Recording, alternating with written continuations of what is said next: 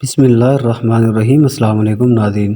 ایک نوجوان لڑکا جس کی عمر 24 سے 25 سال ہوگی، وہ اندھیرے کا فائدہ اٹھا کر محل میں داخل ہو گیا، لیکن وہ اس بات سے ناواقف تھا کہ یہ کوئی معمولی جگہ نہیں بلکہ سلطان کا محل ہے، یعنی سلطنت کے بادشاہ کا گھر۔ انہوں نے اپنی حفاظت کے لیے جو سپاہی مامور کیے ہوئے تھے وہ کوئی معمولی نہیں تھے، بلکہ ان کی تربیت اس طرح کی گئی تھی کہ اگر کوئی مشکوک شخص محل میں آتا دکھائی دے تو اسی وقت اس کا سر قلم کر دیا جائے، لیکن ساتھ میں یہ تاکید بھی کی گئی تھی کہ وہ انسان ہر حال میں مجرم ہو، نہ کہ کوئی مظلوم انسان۔ وہ لوگ اس چیز میں اتنے ماہر ہو چکے تھے کہ غلط اور صحیح کی پہچان فوراً ہی کر لیتے تھے۔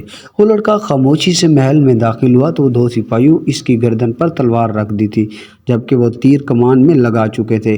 وہ لڑکا بہت ہی بری طریقے سے ڈر کر نیچے گھٹنوں کے بل بیٹھ کر اپنے کھڑے ہاتھ کر چکا تھا۔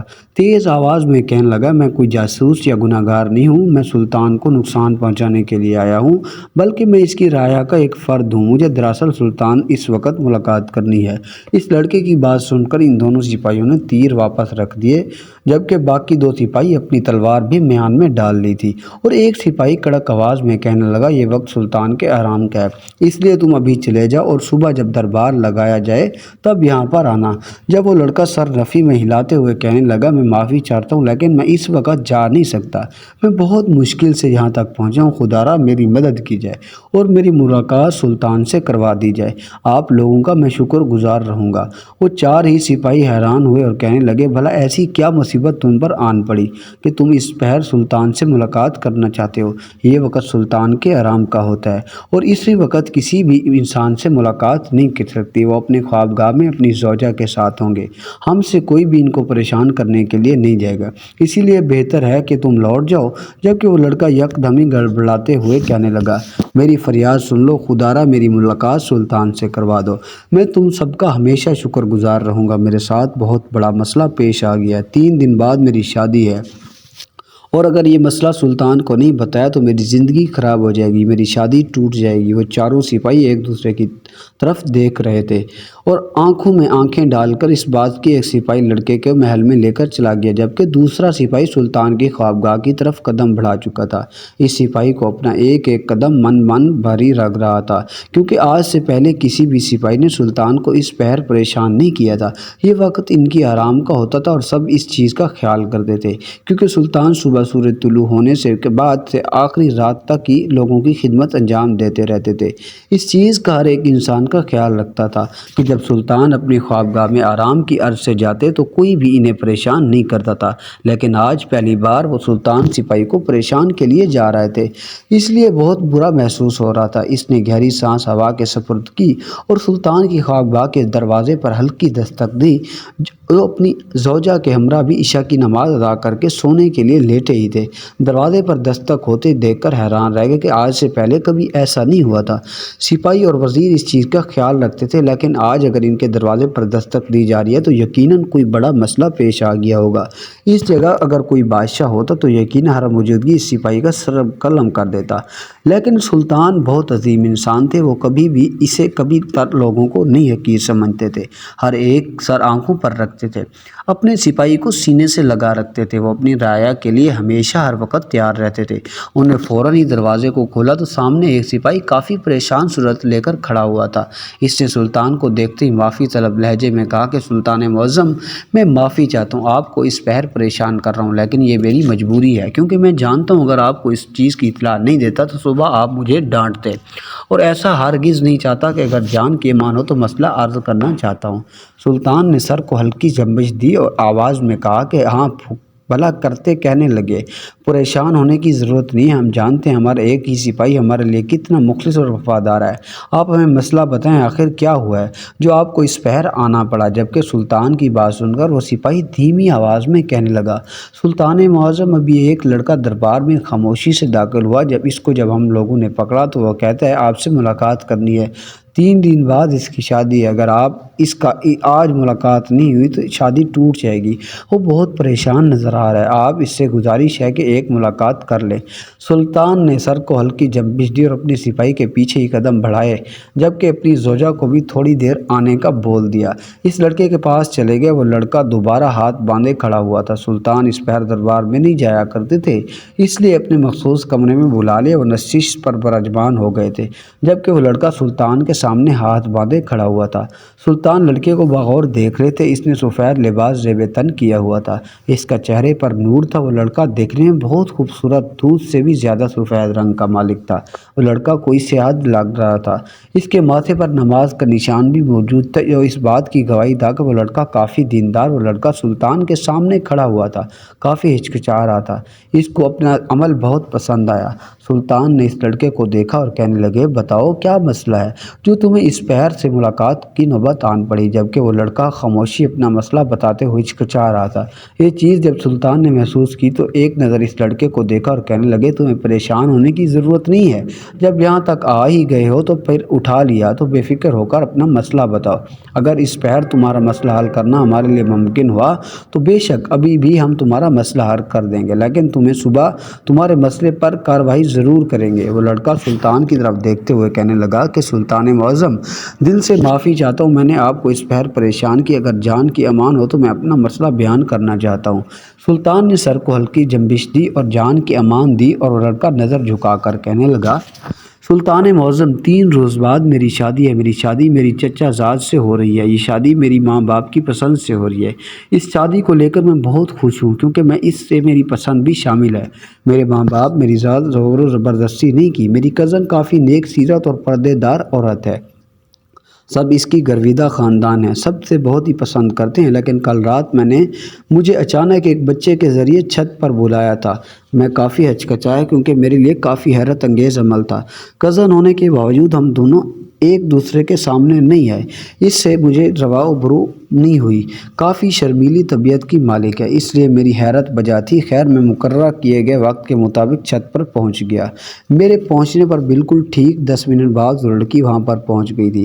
اس کے آتے اس نے مجھے سلام کیا اور کہنے لگی کہ آپ جانتے ہیں ہم دونوں شادی ہے، ہمارے باپ نے طے کیا ہے کہ 4 یوم بعد آپ کا اور میرا نکاح ہے، ہم دونوں ایک پاک رشتے میں بن جائیں گے۔ لیکن میں آپ کو دھوکہ نہیں دے سکتی، میری ماں مجھے یہ کرنے کے لیے منع کیا، لیکن اس کے باوجود آپ کو یہ حقیقت بتانا چاہتی ہوں کیونکہ ہم دونوں کی پوری زندگی کا معاملہ ہے۔ میں نہیں چاہتی کہ شادی کے بعد ہم دونوں کے رشتے میں رنجش پیدا ہوں۔ آپ کی کزن کی بات غور سے سن رہا تھا۔ سلطان معظم، وہ کہنے لگی، میں وہ کماری نہیں ہوں، کچھ روز پہلے میں مدرسے جا رہی تھی، میرے ساتھ کوئی موجود نہیں تھا۔ سنسان گلی ہونے کا فائدہ اٹھا کر 3 لڑکوں نے مجھے دبوچ لیا اور ایک گھر میں لے جا کر میری عزت کو پامال کر دیا۔ میں بہت روئی، بہت چلائی، میں ان کے آگے فریاد کی، میری چند روز بعد شادی ہے، اگر تم لوگ میرے ساتھ ایسا کرو گے تو میں برباد ہو جاؤں گی۔ لیکن ان میں سے کسی نے بھی میری بات نہیں سنی، مجھے بے مول کر دیا گیا، آپ کے قابل نہیں رہی۔ آپ بہت نیک انسان ہیں، 5 وقت کے نمازی ہیں، روزے دار، نفلی ہیں، روزے بھی رکھتے ہیں، آپ کو دھوکہ نہیں دے سکتی، اسی لیے میں نے آپ تک یہ بات پہنچا دی ہے۔ میں نے جب یہ بات سنی تو میں کافی پریشان ہوا اور مجھے اپنی کزن کے لیے دکھ ہوا، کیونکہ وہ لڑکی کافی اچھی اور نیک سیرت ہے۔ اگر میں اس چیز کا مدعو بنا کر شادی ختم کرتا تو یہ کافی ناگوار بات ہوتی، میرے ماں باپ کی عزت کی بات تھی، میں ایسا نہیں کر سکتا تھا، میرے لیے عزت سے بڑھ کر کچھ بھی نہیں تھا۔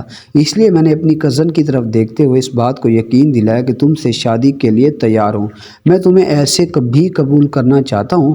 تمہارے ساتھ جو بھی ہوا ہے وہ تمہارا ماضی تھا، تو تم میرے ساتھ حال میں آ رہی ہو، مجھے تمہاری ماضی سے کوئی فرق نہیں پڑتا۔ سلطان معظم، میں سمجھا تھا کہ وہ لڑکی میری اس دریا دلی پر خوش ہوگی، لیکن وہ اداس ہو گئی اور کہنے لگی کہ میں جانتی تھی کہ آپ کا جواب یہی ہوگا، لیکن میں معافی چاہتی ہوں، آپ سے شادی نہیں کر سکتی۔ میں نے سوچا کہ شاید آپ یہ بات سن کر شادی سے انکار کر دیں گے تو یہ شادی یہی ختم ہو جائے گی، لیکن آپ نے ایسا کچھ نہیں کیا۔ اس بات سن کر اس کو یہ بات سمجھانی چاہیے کہ یہ تمہارا ماضی تھا، تمہیں تمہارے حال میں قبول کر رہا ہوں۔ لیکن اس نے میری بات نہیں سنی اور کہنے لگی کہ آپ مجھ سے شادی کرنا چاہتے ہیں اور آپ کو اپنے ماں باپ کی عزت کی اتنی فکر ہے تو آپ ان تینوں لڑکوں کو میرے سامنے لے کر آئیں۔ ان کو سزا دیں گے، سلطان کی عدالت میں ان کو پیش کریں گے، اس کے بعد میں آپ سے شادی کروں گی، یہی میری شرط ہے اور یہی میرا حق ہے۔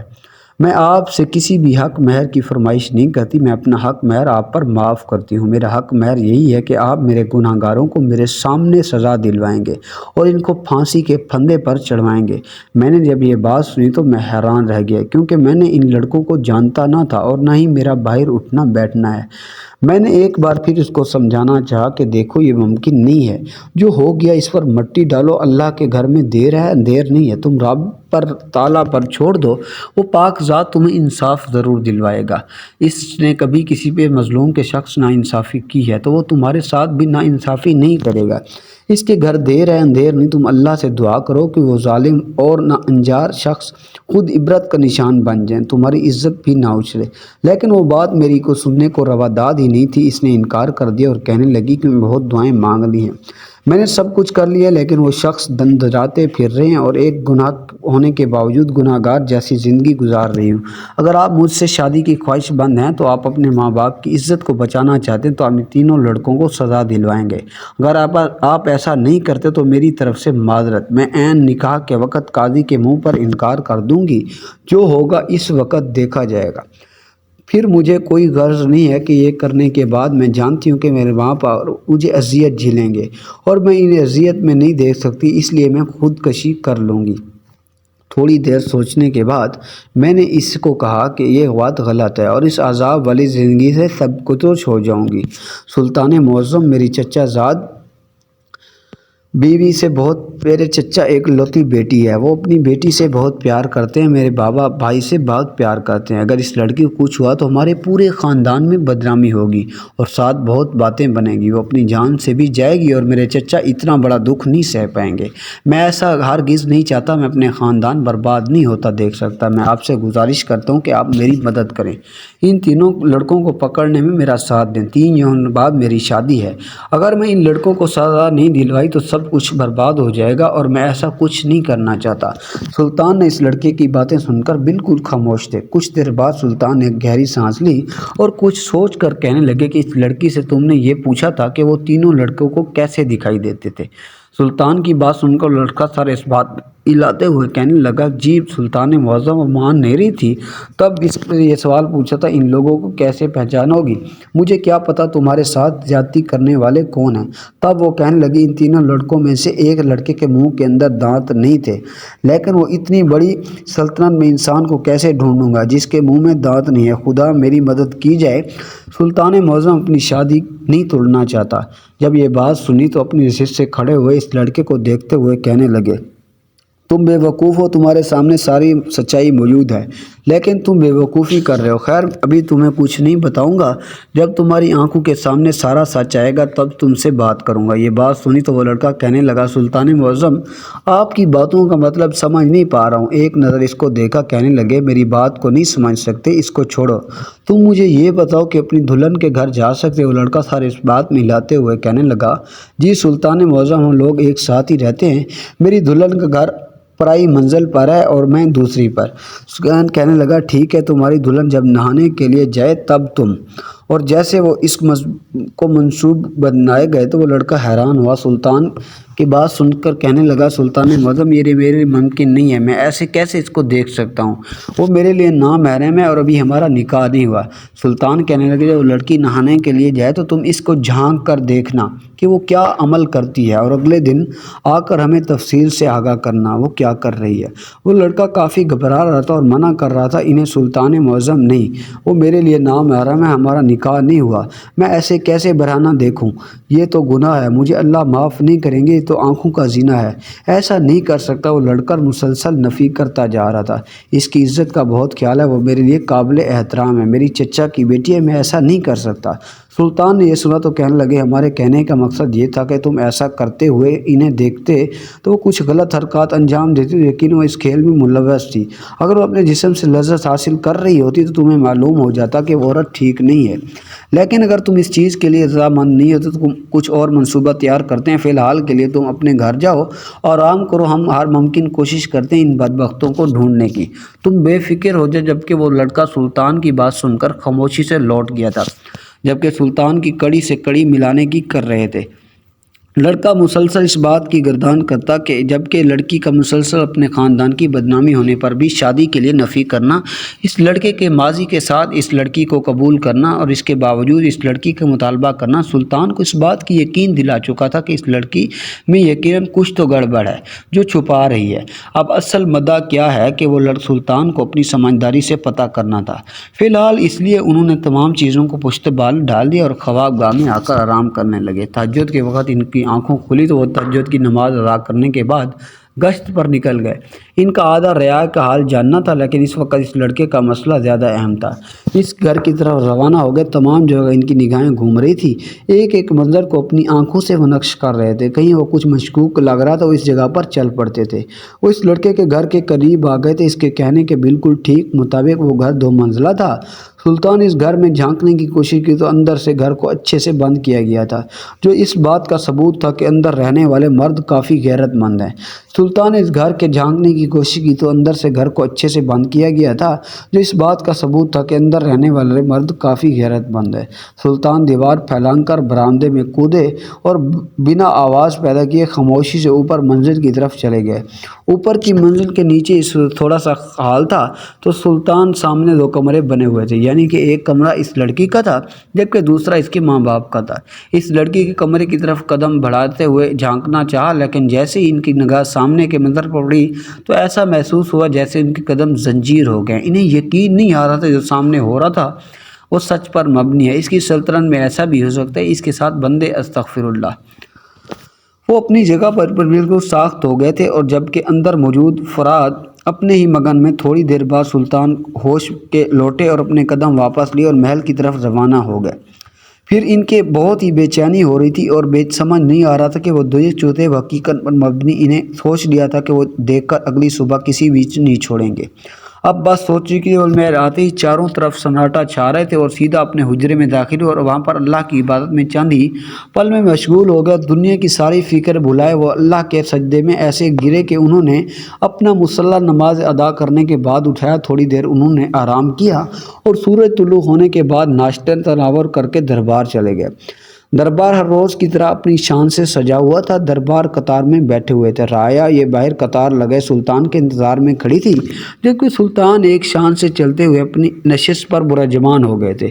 تمام درباریوں نے بلند آواز میں سلطان کو سلام کیا اور جس کا جواب سلطان نے سر کو ہلکی سی جنبش دی اور جواب دیا، اور تھوڑی دیر بعد دربار کا آغاز کر دیا گیا۔ تھوڑی دیر بعد رعایا اپنے مسائل سلطان کو سنا رہی تھی، جس کا حل وہ کافی سمجھ بوجھ کے ساتھ حل کر رہے تھے۔ جب انہوں نے کافی زیادہ رائل کا مسائل حل کر دیے تو اپنے وزیر کی جانب دیکھا اور کہنے لگے، ہم آپ کے حکم دیا تھا کہ فجر کے بعد آپ نے وہ پورا کر دیا ہے۔ جبکہ وزیر اس کر سب حمدی دی اور کہے آپ حکم کریں، ابھی دربار میں ان لوگوں کو حاضر کر دیتے ہیں۔ سلطان نے اجازت دی۔ وہ کال کوٹلی میں موجود ایک شخص کو ہتھ کھڑی پہنائے دربار میں لے آئے تھے، گھٹنے کے بل بٹھا دیا تھا۔ ایک لڑکی جس کی عمر 17 سے 18 سال تھی، وہ اس کی آدمی سے ہی موجود تھی۔ اس کو بھی سلطان کے کہنے پر گھٹنوں کے بل بٹھا دیا تھا۔ وہ لڑکی کوئی اور نہیں بلکہ کل رات محل میں داخل ہونے والے کے خوبصورت لڑکے کی منگیتر تھی۔ وہ ساتھ میں موجود وہ شخص نہیں بلکہ سلطان کا مشیر تھا، جو ان کے لیے کافی اہمیت کا حامل تھا۔ کل رات کا منظر ان کی آنکھوں کے سامنے لہرانے لگا۔ جب سلطان نے اس لڑکی کے کمرے میں جھانکا تو دیکھا کہ وہ سلطان کا ایک مشیر کے ساتھ بیٹھی کافی نزدیک تھی اور خواہ مخواہ گفتگو تھی۔ اس کا کہنا تھا کہ تمہارے بغیر زندگی نہیں گزار سکتی، تم سے نکاح نہیں کر لیا، لیکن اب کیا کروں، میں یہ نکاح کیسے روکوں؟ نکاح پہ نکاح کرنا جائز نہیں ہے، خدا کے لیے مجھے یہاں سے بھگا کر لے جاؤ۔ اگر میرا نکاح میرے ماں باپ میرے کزن سے کروا دیا تو میں گناہ گار ہو جاؤں گی، میں ایسا نہیں چاہتی۔ میں بیوقوف کو بہت سمجھانے کی کوشش کی کہ میں کنواری لڑکی نہیں ہوں، اگر تم میرے مجرم سامنے پیش نہیں تو میں تمہارے ساتھ شادی نہیں کروں گی۔ اس کے باوجود وہ کہتا ہے کہ میں کوشش کروں گا کہ 3 دن میں تمہارے مجرم کو تمہارے سامنے کھڑا کر دوں۔ میں جانتی کہ وہ بہت سمجھدار ہے، کچھ نہ کچھ میرے حقیقت کے سامنے کھول دے گا۔ میں اس لیے چاہتی ہوں کہ ہم یہاں دونوں سے چلے جاتے ہیں۔ جبکہ سلطان مشیر اس کو یہی سمجھا رہا تھا کہ یہ سب کچھ آسان نہیں ہے۔ سلطان معظم اس بارے میں معلوم ہو گیا تو یہ کام یہی، اس لیے کچھ ٹھہر جاؤ، میں تمہارے لیے عافیت ہے۔ لڑکی یہاں سے مسلسل ضد کر رہی تھی، جبکہ سلطان سامنے کا منظر دیکھ کر سلطان وہاں سے کچھ دیر بعد ہی لوٹ آئے تھے، اور آنے کے بعد وزیر کو حکم دیا تھا کہ ان دونوں کو حراست میں لے لیا جائے، جبکہ اس خوبصورت لڑکے کو اور اس خاندان کو بھی دربار میں طلب کر لیا گیا تاکہ ان لڑکی کا کارنامہ ان کے سامنے پیش کیا جا سکے۔ تھوڑی دیر ہی عدالت لگا دی گئی تھی۔ جبکہ اس لڑکے سے سوالات کیے گئے تھے تو اس نے اپنے خاندان کے سامنے ڈھکے چھپے لفظوں میں اس لڑکی کی تمام کارروائی سنا دی تھی۔ وہ لڑکی شرمندہ نظر آ رہی تھی، اس کی آنکھیں جھکی ہوئی تھی، وہ کچھ بولنے سے اور سمجھنے کی کیفیت میں نہیں تھی۔ اس نے اپنے مشیر کی طرف دیکھا اور کہنے لگے، ہم نے تمہیں بہت سمجھدار سمجھتے تھے، اپنے مسائل بہت تم بحث کرتے، لیکن تم نے سارے معاشرے کے سامنے ہماری ناک کٹوا دی۔ اگر تمہیں کسی لڑکی سے محبت ہو گئی تھی، تم اس سے شادی کرنا چاہتے تھے تو تم طریقے سے اس کے گھر رشتہ بھیجتے، پھر شادی کرتے۔ یہ کیا طریقہ بھگا کر لڑکی سے شادی کرنے کا، پھر چھپا کر نکاح کیا۔ تھوڑی دیر ہوئی تو نکاح کر رہے ہو، اللہ کے حاضر ناظر جان کر ایک لڑکی کی اپنی زندگی میں شامل کر رہے ہو۔ یہ کون سا طریقہ ہے بیہودگی پھیلانے کا؟ کیا تم جانتے ہو کہ لڑکی کی ذات، اس کی عزت کتنی نازک ہے؟ یہ معاملہ دنیا والوں کو ہوگا تو یہ دھبا لگ جائے گا، اور ایک مرد پر فرض ہوتا ہے کہ وہ اپنی عورت کو ہر غلط چیز سے بچائے۔ اگر یہ تم ضد کر رہی ہوتی تو اس ماں باپ سے ملاقات کرتے، تم نے ایسا کچھ نہیں کیا۔ سلطان کا مشیر کافی شرمندہ نظر آ رہا تھا۔ سلطان نے مزید مشیر کو سنائی، اور یہ حرکت کرنے پر سلطان نے اپنے پاس سے بطور مشیر ہٹا دیا۔ وہ ایک عام انسان بن کر زندگی گزار رہا تھا۔ اس کے ماں باپ درخواست کی تھی اس لڑکی کو معاف کر دیا جائے، کیونکہ اس نے کوئی غلط کام نہیں کیا بلکہ نکاح کو ترجیح دی۔ اگر یہ اس لڑکے کے ساتھ بنا نکاح کے آئے غلط کاری کرتی تو یہ کوئی بھی گناہ زرتد کرتی تو لازم تھا کہ ہم اس کو پھانسی کے پھندے پر چڑھاتے یا پھر کال کوٹلی میں بند کر دیتے۔ بس جلد بازی میں کر کے بندوبست نکاح کر لیا۔ آپ سب سے گزارش ہے اس کو معاف کر دیا جائے۔ وہ لوگ معافی تو نہیں کرنا چاہتے تھے، لیکن اس دیندار لڑکے نے اپنے ماں باپ کو یہ بات سمجھائی کہ عورت بھی اسلام نے حق دیا ہے کہ وہ اپنی پسند کا لڑکا چن سکتی ہے۔ تب کہیں جا کر اس کی ماں باپ خاموش ہوئے۔ سلطان کے دل میں وہ لڑکا بہت پسند آیا تھا۔ انہوں نے کچھ پل بھی فیصلہ کر دیا تھا۔ اس لڑکے کی شادی جس تاریخ کو طے کی گئی تھی، اس تاریخ کو ہی انہوں نے اپنی سب سے حسین کنیز سے اس لڑکے کو منتخب کی تھی اور بطور خصوصی مہمان جا کر اس لڑکے کی شادی میں شرکت کی تھی۔ یہ بات پوری رائے میں پھیل گئی تھی کہ اس سلطان ایک عام انسان کی شادی میں بذات خود گئے۔ جب وہ لڑکا اتنی بڑی خوشی سے سنبھال ہی نہیں پا رہا تھا جو کنیز سلطان نے اس لڑکے کے لیے منتخب کی تھی، وہ کافی دیندار تھی۔ اللہ تعالیٰ نے اس لڑکی کو اس کا صبر کا خلوص کا پھل دیا تھا۔ وہ لڑکا اپنی کزن کے ساتھ بھی مخلص تھا اور اپنے ماں باپ کے ساتھ بھی مخلص تھا۔ اپنے ماں باپ کی یہ بات بھی سمجھائی اور لڑکا کو اپنی پسند کا دلہا چننے کا حق ہے، اور اس لڑکی کی بھی عزت دلوائی۔ اور سلطان نے اس بات کی گزارش بھی کی کہ اس بطور مشیر واپس رکھ لیا جائے، لیکن اس چیز کو سلطان نے قبول نہیں کیا تھا کیونکہ کچھ اصول ان کے لیے بھی تھے۔ دوستو، اس طرح کی مزید کہانیوں کے لیے ہمارے YouTube چینل کو ضرور سبسکرائب کریں۔ جزاک اللہ۔ اللہ حافظ۔